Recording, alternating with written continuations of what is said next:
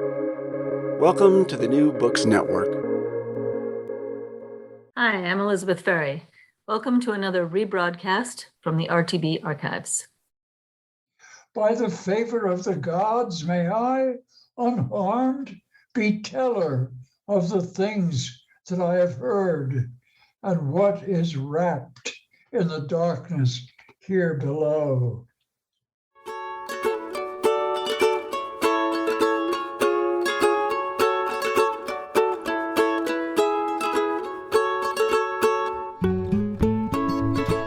From Brandeis University, welcome to Recall This Book. Right now being recorded in Lexington, Massachusetts. It's my very great pleasure to introduce you to a conversation with two poets, the poet David Ferry and the poet Roger Reeves. David Ferry, who is a relation of mine, I'll start out by saying, is the Sophie Chantal Hart Emeritus Professor at Wellesley College. He is translator of numerous things, including the Epic of Gilgamesh, the Odes of Horace, the Epistles and Georgics of Virgil, and Virgil's Aeneid, as well as several of his own books, including Bewilderment, which won the National Book Award for Poetry in 2012.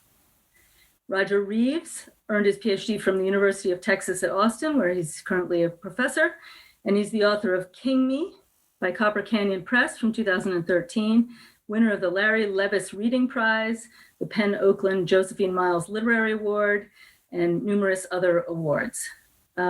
His second book collection of poetry is forthcoming. Roger, forthcoming or already arrived? March 2022. All right, we'll be in the world as of March 2022 from W.W. Norton. So this episode really comes out of a series of conversations that these two poets have been having, and that I've had the good fortune to have with them on the topic of the underworld and the underworld in their poetry. So what we'd like to do today is hear from their poetry, and then a little bit about some of the lines, some of the presences of underworlds within the poems themselves, and we'll see where that takes us. Okay, so without further ado, we're going to start with David Ferry, and he's going to read a selection from Book 6 of the Aeneid. Thanks, Elizabeth. And hi, Roger. Hey, David. I want to start with a passage from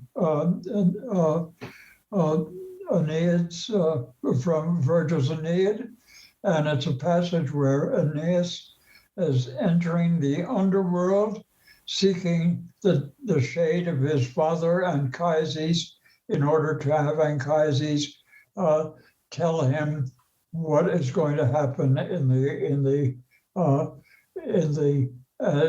adventure and mission of founding a Rome to supplant the Troy that they have lost. And he's entering the underworld with his Sibyl, and he's scared to death about what's going to happen. And I think that fright is in all the missions of what I'm just going to read.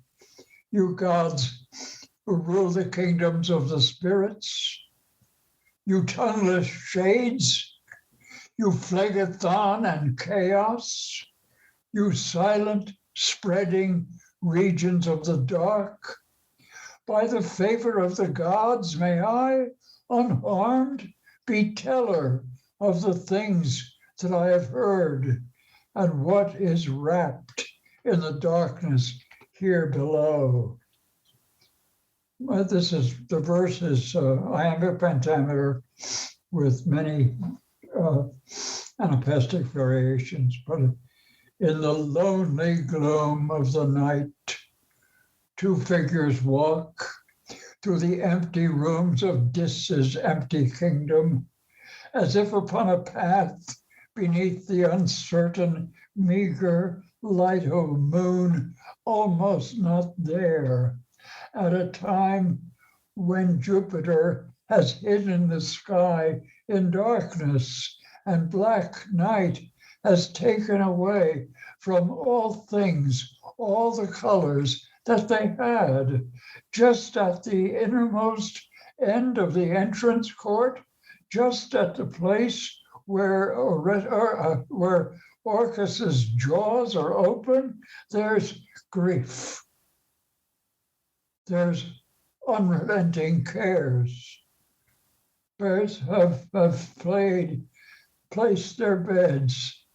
There's ashen-faced disease, sad age. There's fear. There's hunger, begetter of crime. There's death and his brother's sleep and guilty desires. And on the other side of the open door, there's war, dealer of death. And they're in the cells of the Furies and insane discord with bloody ribbons in her snaky hair. In the midst, there is an enormous, shadowy plane tree spreading its arms and false dreams clinging under every single leaf of its foliage, so men say. And also many forms of monstrous creatures, centaurs staring at the threshold there, and biform Scyllas and Briareus, 100-headed, 100-handed, 50-headed, and the striding, hissing beast of Lerna, and the chimera breathing fire, and harpies, and he, the three-bodied shade. Aeneas, trembling, terrified at the sight, unsheathes his sword and turns its edge against them, and he would, had not his sage companion told him that these were bodiless, empty images of life, have slashed at the fleeing shadows which he saw. In a way, it's like, in these lines, like a description of just nighttime. Jupiter hides it, and for us at nighttime, the underworld itself seeps into our dreams, and it's there. He's descending into hell, yes, literally and rightly, but also he's descending in the way at nighttime comes, and he encounters the whole conditions of vulnerable human life, sad age, grief, cares, hunger, destitution, the failures of individuals and of societies, and so on. And as I hear it in the lines, there's grief. And then it's as if they're looking another place.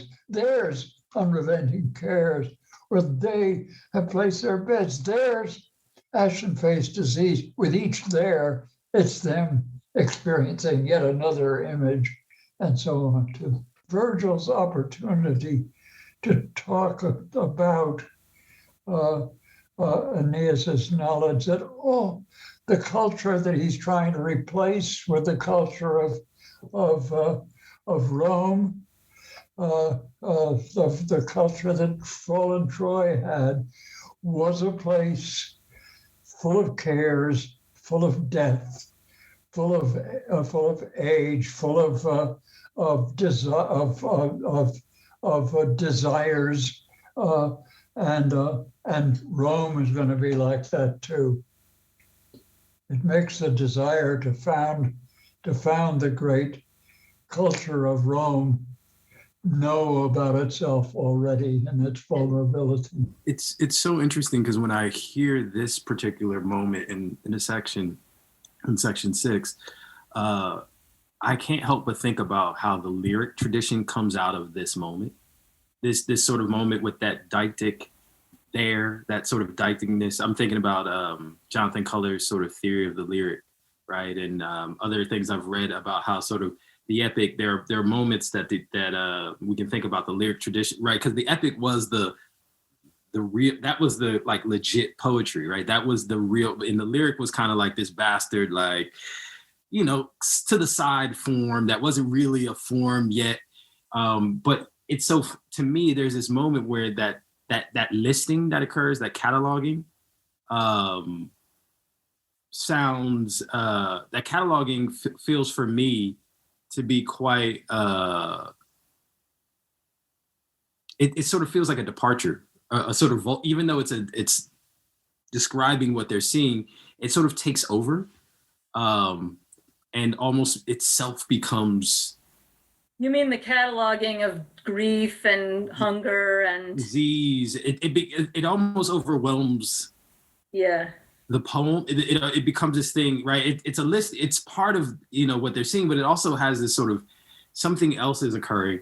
The type of singing of that type of grief that to me feels very lyric. Feels like, oh, this is the harbinger to the lyric, and to the possibility of like the lyric utterance. Well, the there's grief and there's this, it's very theatrical, right? It's kind of like setting the stage. Well, it reminds me of Dante in that moment in the Inferno. And I think like I see this it's funny because I see it in Dante, I see it in Virgil, and I even see it in hip hop, which is this moment where the speaker, the poet, right, is like, okay, I'm a poet, I'm letting y'all know, and I've been called to do this great thing. I've been called to reveal, right? And like I think about when Dante is like, he sees the poets, the dead poets, and they're like, come up, you are one like us, come over here. And he's like, oh, I'm a great poet, right? Like he, in that moment, sort of puts himself in the realm of the great poets. So there's a way in which, to me, it's like in hip hop when rappers will be like, I'm the best, da da da, right? It's you know? I think that genealogy, Roger, you're tracing is great, though. The kind of, now, it's almost like I've got the mic now, right? Exactly. Yeah. Exactly. Yeah. So, Dad, would you like to now read Resemblance? Sure. This is a poem of mine from my book, Bewilderment. Wait a minute. Oh, the poem is called Resemblance, and it comes from a really uncanny experience I had. My father's family had a burial plot in a cemetery in West Orange, New Jersey. I grew up in Maplewood nearby. And I went down after the death of my parents to take their ashes down to this graveyard and give them an honorable burial there. And then I badly needed to go get lunch and get a drink and recover from that sad experience. And I went into a restaurant nearby in Central Avenue, and there, I swear to God, there, sitting at a table with some other figures, was what looked identically like my father, and he was sitting with some other people, and so that's people remark on this, kind of experience of resemblance, especially when you're thinking of your dead beloveds or your dead relatives, and so on. It was my father in that restaurant on Central Avenue in Orange, New Jersey, where I stopped for lunch and a dinner after coming away from visiting, after many years had passed, the place to which I brought my father's ashes and the ashes of my mother, and where my father's grandparents, parents, brothers had been buried, and others of the family all together. The atmosphere was smoky, and there was a vague, struggling transaction going on between the bright daylight of the busy street outside and the somewhat dirty light of the unwashed ceiling globes of the restaurant I was in. he was having lunch.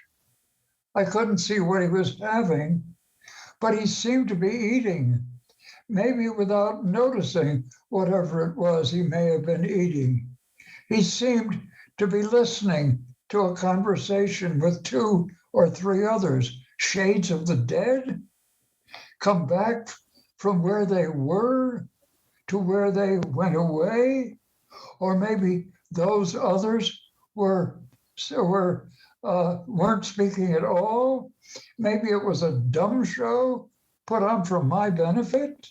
It was the eerie persistence of his not seeming to notice that I was there, well, watching him from my table across the room.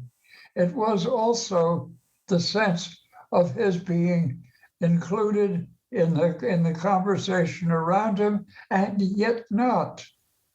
Though this in life had been familiar to me, no great change from what had been true before, even in my sense that I, across the room, was excluded, which went along with my sense of him when he was alive, that he often didn't feel included in the scene and talk around him, and his isolation itself excluded others. When where were we in that restaurant that day? Had I gone down into the world of the dead? Were those other people really shades of the dead? We expect that if they came back, they would come back to impart some knowledge of what it was they had learned. Or if this was included down there, then they down there would reveal to us who visit them in a purified language some truth in our condition of being alive. We are unable to know. Their tongues are ashes when they'd speak to us. Unable to know is a condition I've lived with all my life. Poverty of imagination about the lives of another human being. This is, I think, the case with everyone. Is it because there's a silence that we are, all of us, forbidden to cross? Not only the silence that divides the dead from the living, but antecedent to that is that the silence there is between the living and the living, unable to reach across that silence through the baffling light there always is between us. Among the living, the body can do so sometimes, but the mind, constricted, inhibited by ancestral knowledge of the final separation, holds back, unable to complete what it was, what it wanted to say. What is your name that I can call you by?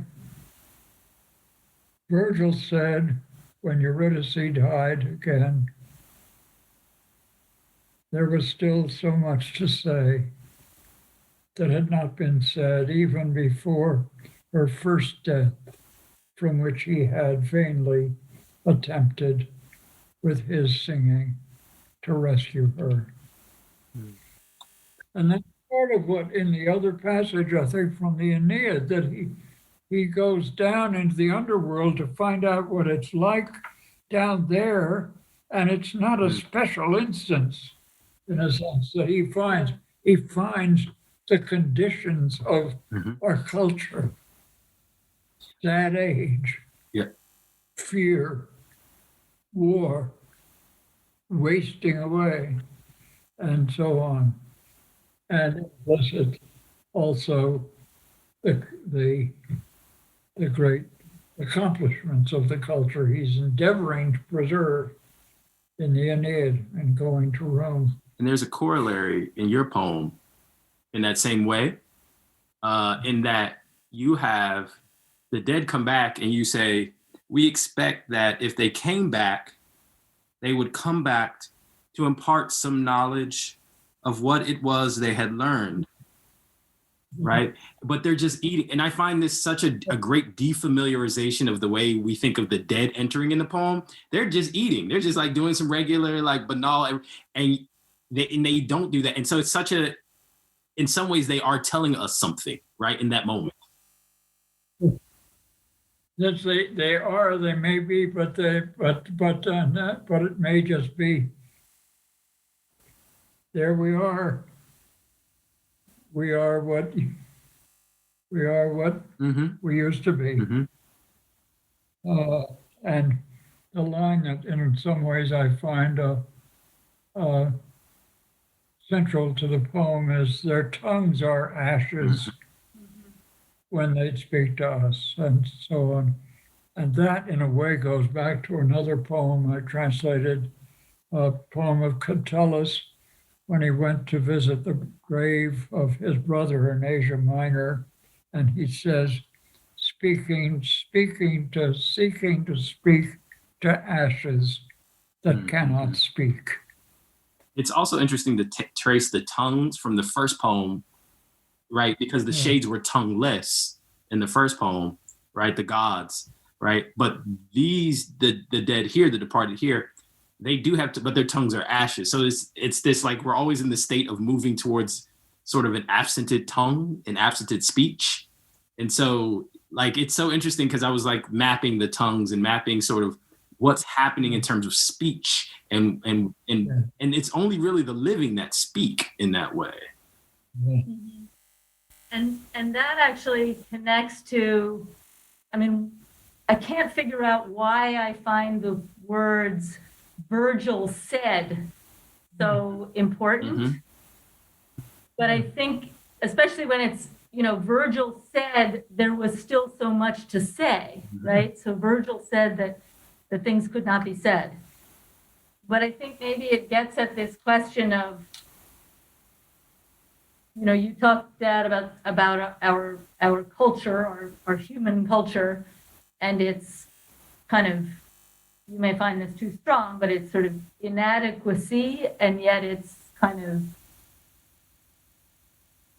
maybe heroism, or just sort of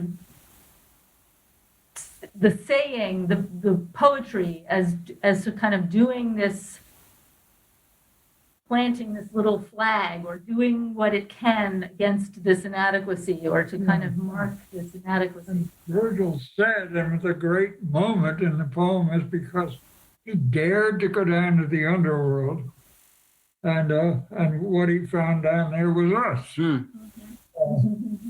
with our limitations. And it's not just Virgil said this, but the prior poet, the father of all poets in some way, Orpheus, and Eurydice.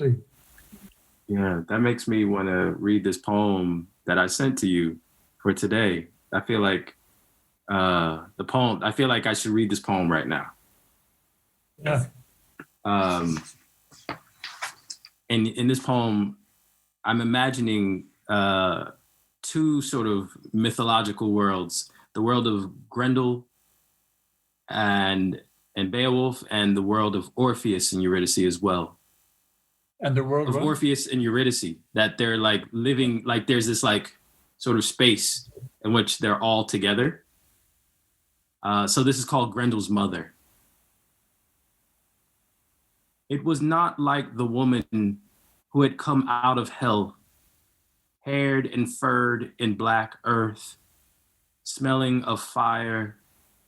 Her lover, green and brown in the green and brown field, his back a torn limb broken from the tree of her, ripped, the gesture of his uneven walking, his refusal to turn to her who called to him mouthing the or of his name, as if she were giving his waiting away from her through the tall grass, a counter, offer, argument, me, turn to me, to us, and in that leaving gesture of a ripped limb, he turned to her, to us, and even the ram who drove his skull into the rocks stopped his thinking and watched the woman yanked back down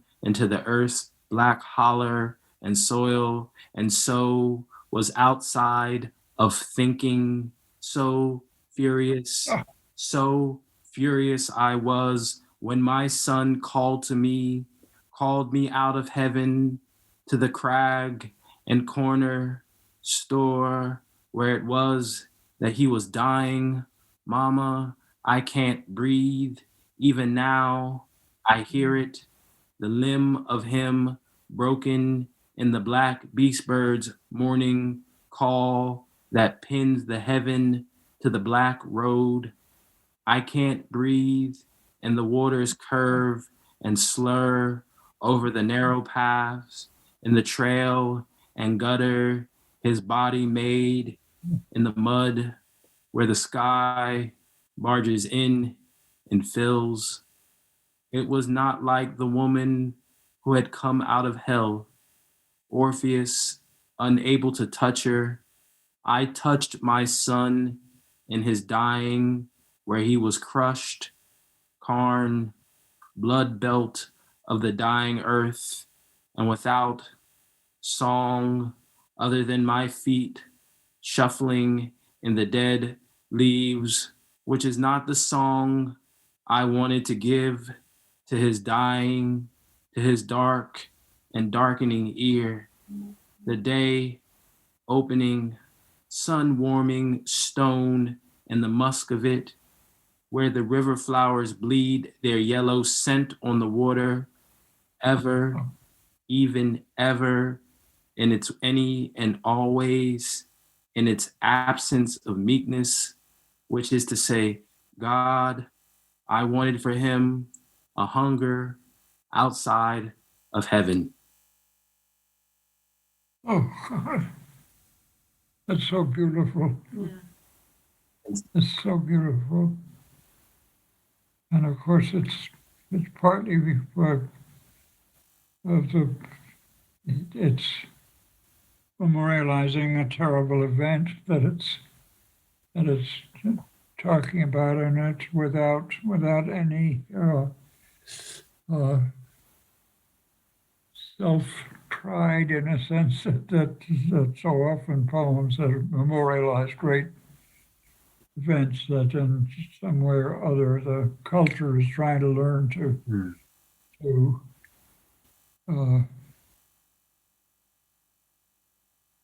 be sharing in some way or other. Yeah. And so on, but that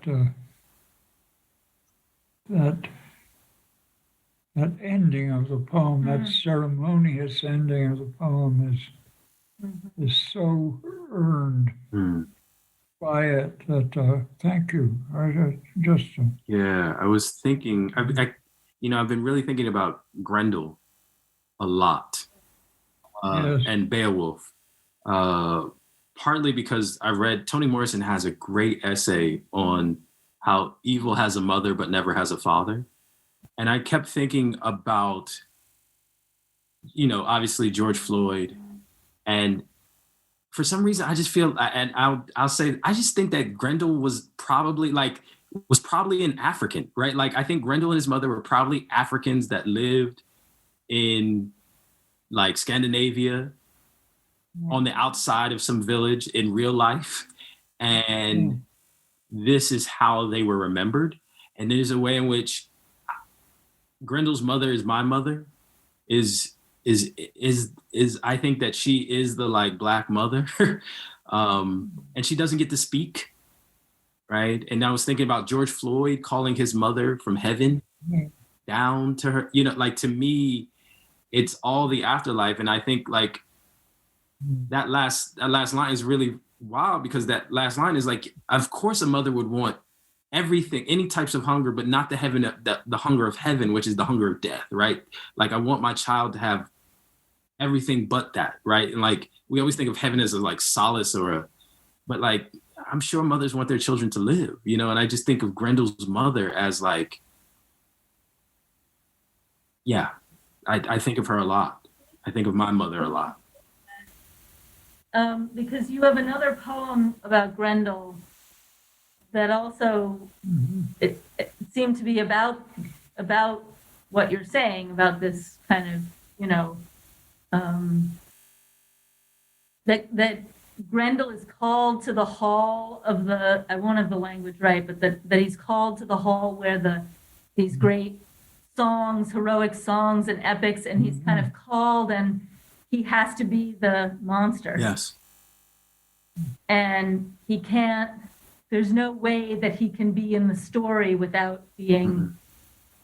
And when I was hearing that last line, I wondered whether, you know, that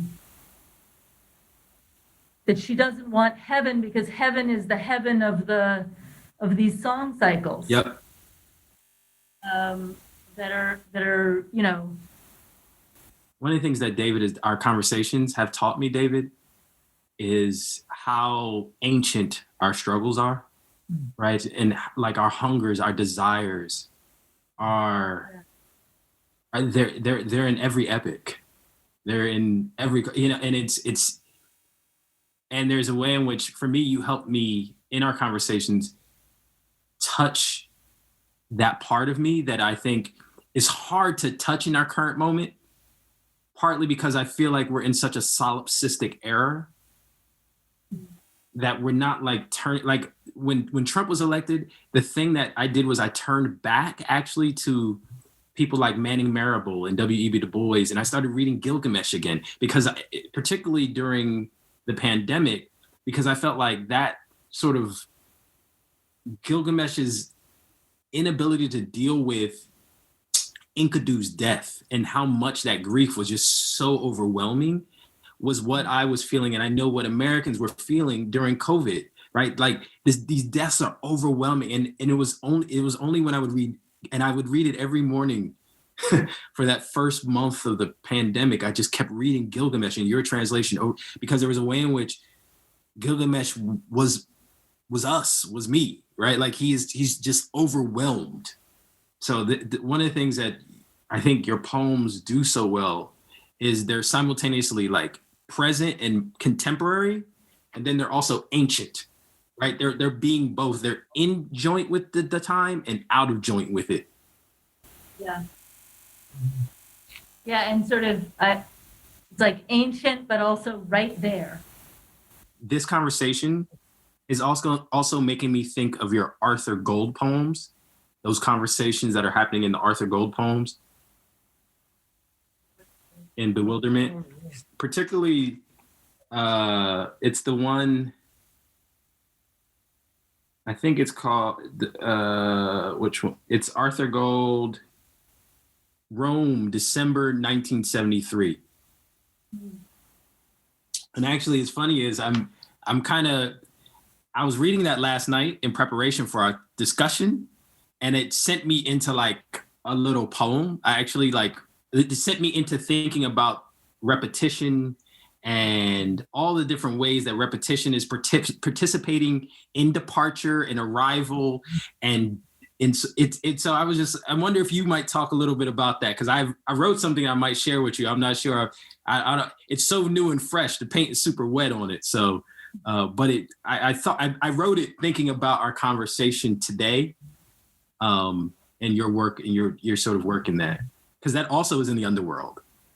The ways that those figures, his wife, Mm-hmm. mother, her mother, her aunt, whatever, are like three fates in a sense, and that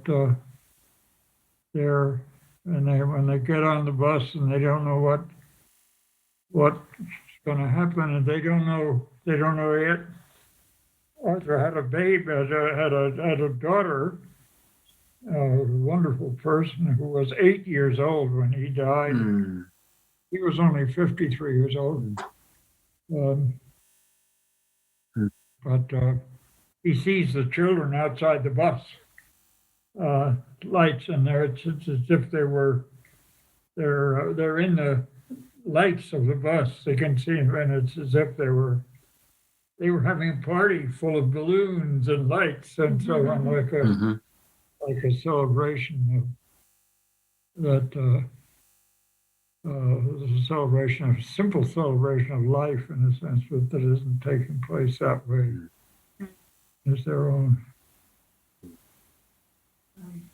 fate. And so that when that heaven-sent bus driver, and they're stepping out to the darkness in some place where they don't know where they were going, but they step out, and he says the only thing that's necessary is say, coraggio. Yep. I'll read I'll read my wet paint. I'm not quite sure what the title will be. It might be the first line. And it borrows heavily from the Arthur Gold poem I was just referring to, and as well as from the Aeneid, book 6. It's playing in that register. A forgotten destination, not yet known. Death. Or was it fate? Something in me wants to say it. Say it again. Death. A forgotten destination, not yet known. Not yet known. Forgotten. Death. What am I returning to momentarily? The teeth of the sea, the teeth of, you wouldn't understand that after death, my father's death, my shoulders through the air, my ears in the loud, precious winter light, my mind gathered in the crisis of whispering to itself, death, a forgotten destination, not yet known, all my handling at the shoulder, at the ear, the mind, done at the edge of teeth.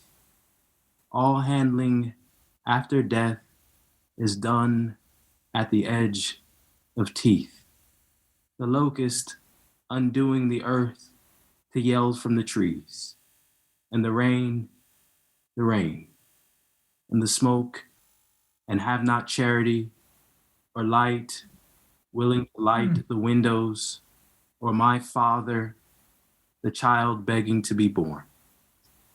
This, the mystery, the dead mumble over and over to us in our sleep, in our lovemaking, in the hotel room beneath the lamplight.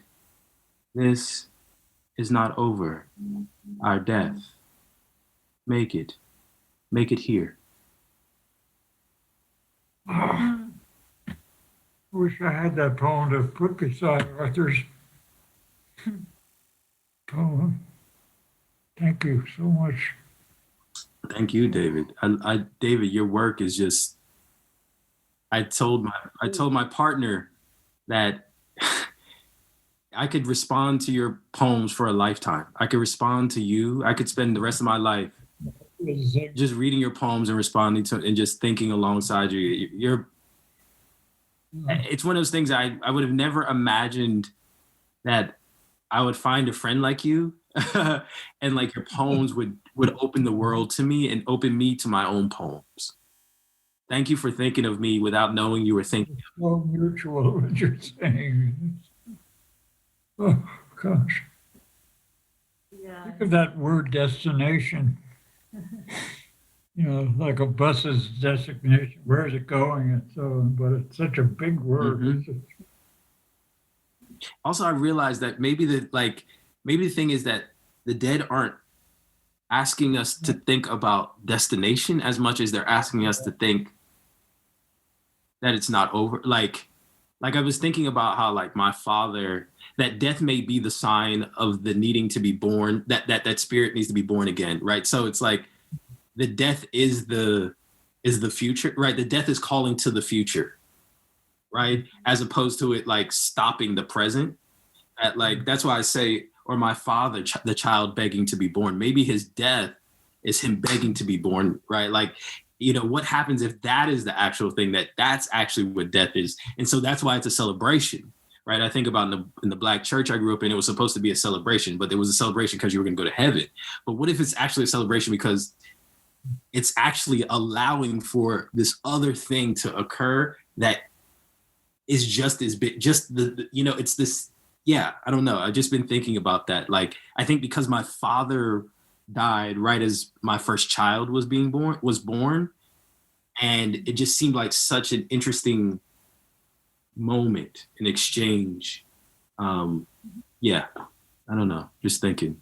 But you make me think these things. I have these thoughts because of your poems. It's just one of those things where it's a door. Your poems are such great doors, and they open and allow people so much possibility because you offer up like, we can do all of this in a poem. Like everything, like I love the Arthur Gold poems because they're literary criticism with line break, and that takes it back to the idea that everything can happen in poetic verse. There's nothing that sits outside the poem. God bless. This is great. Well, I just want to thank you both for being here today and for having this conversation and letting me have it with you and listen to your words. Thank you. Thank you so much, David. Thank you, Elizabeth. Recall This Book is the brainchild of John Plotz and Elizabeth Ferry and is affiliated with Public Books. Our music comes from a song by Eric Chaslow and Barbara Cassidy, Fly Away. Sound editing is by Claire Ogden. This is Claire's valedictory episode because she is graduating from Brandeis University, and we thank her for her skill and her vision and wish her the very best. Production assistance, including website design and social media, is done by Nai Kim. Mark DeLello oversees on all technological matters, and we appreciate the support of University Librarian Matthew Sheehy and Dean Dorothy Hodgson, and of the Mandel Center for the Humanities at Brandeis. We always want to hear from you with your comments, criticisms, or suggestions for future episodes. You can email us directly or contact us via social media and our website. And if you enjoyed today's show, please be sure to write a review or to rate us on iTunes, Stitcher, or wherever else you get your podcasts. You may be interested in checking out past episodes, such as David Cunningham on asymmetrical policing in the United States and Lisa Dillman on translation. And shortly, we will be launching a series of short episodes related to John Plotz's new edited volume, B-Sides, Essays on Forgotten Favorites. Thank you for joining us today, and we'll see you next time.